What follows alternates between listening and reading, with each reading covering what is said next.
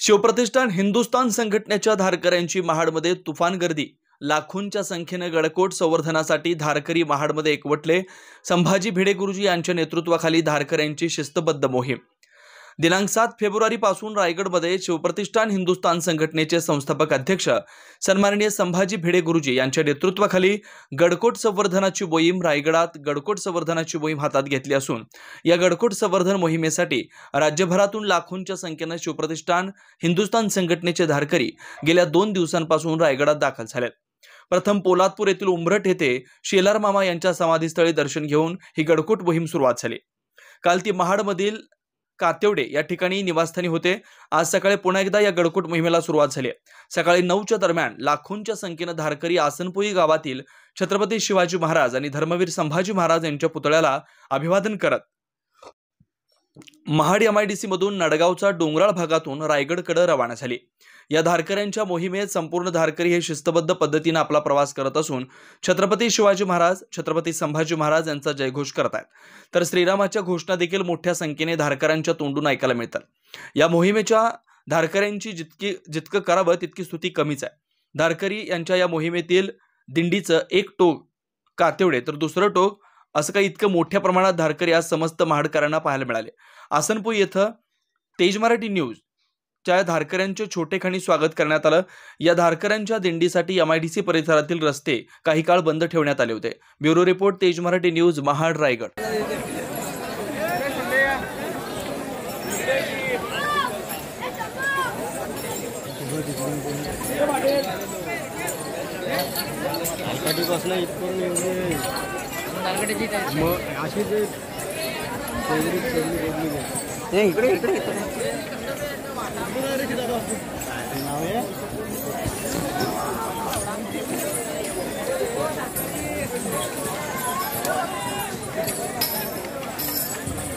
हात घे वर घे ना, हात हात